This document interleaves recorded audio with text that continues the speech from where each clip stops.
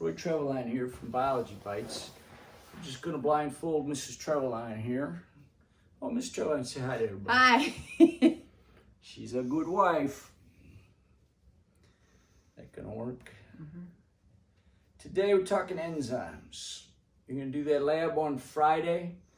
So we got a little simulation here. No, can't see? No. All right, good. Today, Mrs. Treveline is going to be toothpick ace. Enzymes are named after their substrate. Their substrate is going to be toothpick, right? This case, this enzyme is going to be able to break down this toothpick, the substrate, in this active site. Mrs. Treveline, you can only use your thumb and your 2 fingers, okay? This is the active site where the substrate fits in. Let's get a close-up.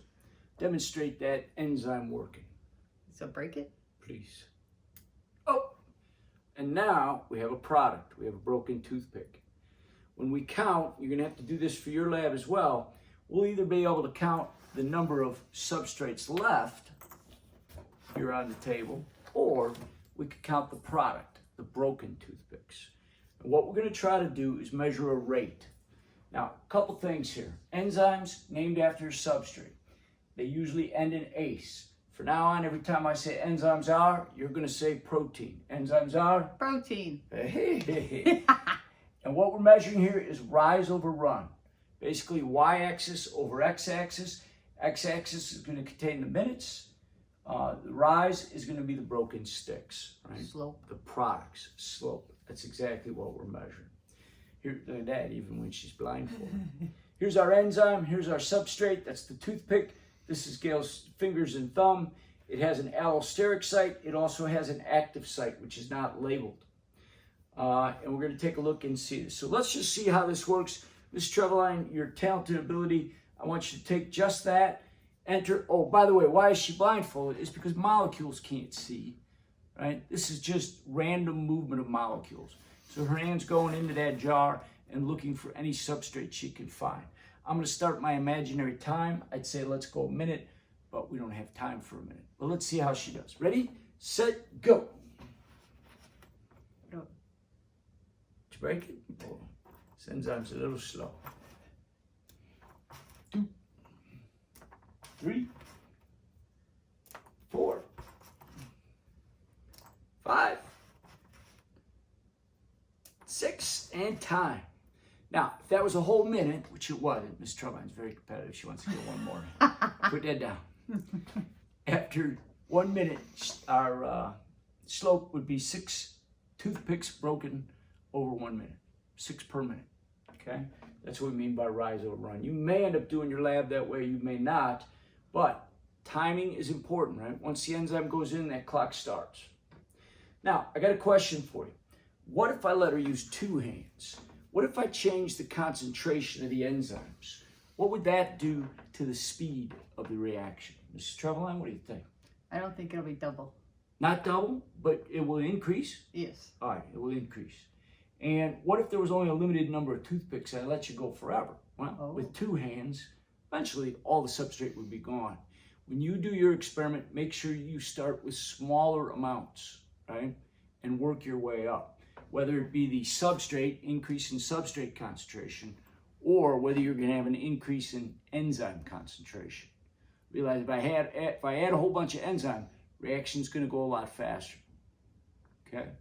Think about those things for those of you that are going to pick the concentration of enzyme and the concentration of substrate. Hey, I only get so many toothpicks. Don't break those. Some of you are going to do temperature, right? And so Mrs. Treveline's going to take one for the scientific team here. She's going to stick her fingers in this cold water, right? What's that going to do to the kinetic energy? Her finger's going to move faster or slower when I let her do the reaction? Slower? Slower, I would think so. Or really cold. Get them cold. She's taking one for the team. All right, ready, set, go. 1. She's going fast. I see. I should have stuck your hand in there longer. 2, 3. Oh, it's already broke. 4. Oh, you No. had some substrate. All right, and time. You want your hand in the ice colder? Let that go. See, it was slower. Now, let's get the boiling water out. What if I stuck her hand in boiling water? we're going to do something what they call denature the protein. Now, we haven't talked about this yet, but we will in class. The shape of that protein matters. The R groups are interacting and the shape matters. If I put her hand in boiling water, at first, yes, the water would warm up, the enzyme would warm up. We expect more kinetic energy, more toothpicks to go as her hands warmed up from the ice. But in boiling water, anything over 40 degrees Celsius, the enzyme is going to denature, right? Your hand won't work anymore. No. All right, very good. Now, we could stick her hand in an acid.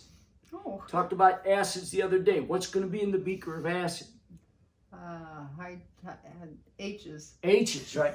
We stick her hand in that beaker of sulfuric acid, and the H's are going to attack her hand. They're going to want to react. They're sitting there just as H+, right? How about in a beaker of base in oven cleaner? It's also going to burn. Yeah, what's in that one? OH negative. OH negative. Going to respond with the R groups of her tertiary structure. Going to break down those proteins as well, right? As we mentioned before, we want to not be very strong acids, not very strong bases. Generally in the body, with some exceptions, we're going to be somewhere around neutral, pH is 7. Now, in some cases, we can add an inhibitor. Should I get behind the camera? Why is it? Or am I still on duty? You're still on duty. Okay. These are very much like the substrate. Same shape, very similar, but they're not the same. So this would be like a poison. I'm going to add them to the beaker. And now we're going to see if we can slow down the reaction by adding something what we call competitive inhibitor. Something that is going to compete for the substrate for that active site. Compete with the substrate for that active site. Sometimes she's going to bind into those plastic. Ready? I'll get the imaginary timer set. Go! Don't break those if you can, right? You see them? Yeah. Oh, slowing her down, isn't it? Oh my goodness. Yeah. No. Did you get a real toothpick yet? Come on! Oh, miss, look at this. Boy, that inhibitor's working well, right? All right, now, stop. Good. You see what it did? The inhibitors, I'll show you afterwards, the inhibitors blocked the active site, slowed the enzyme down completely. Can we outcompete a competitive inhibitor? That's the phrase I want you to remember. You can outcompete a competitive inhibitor. If I add in more just regular toothpicks, I might be able to outcompete these plastic ones. She might come in contact with the toothpicks more often. Now, this last one is called a non-competitive inhibitor. Mr. Line, I didn't put the glove on your hand. All right, in this case now, okay, you can take your mask off there. Oh. In this case, I'm going to cut her tendons here. Oh, nice. Right? Will the active site work? No. This site is a non-competitive inhibitor. It's a spot called the allosteric site. I will never touch my wife's tendons, right? This time when she goes in, she'd not be able to break any of the toothpicks because the non-competitive inhibitor has irreversibly changed the enzyme shape, the active site shape. Right? So when we do this in lab, and we don't know what that salt is, excuse me, not the salt, but what the alcohol is going to do, I think it's going to act as a competitive inhibitor. And so anybody that picks that one, you're going to be challenged with the fact of trying to outcompete the competitive inhibitor. In other words, add enough substrate so that the enzyme finds the substrate and not the inhibitor. If alcohol is a non-competitive inhibitor, like lead in our gasoline, then it's going to permanently alter that allosteric site, changing the active site, and the substrate will not break down no matter how much substrate you add. I'm Roy Treveline. This is BioBots. Oh. Bye. How long was that? Thought that was long.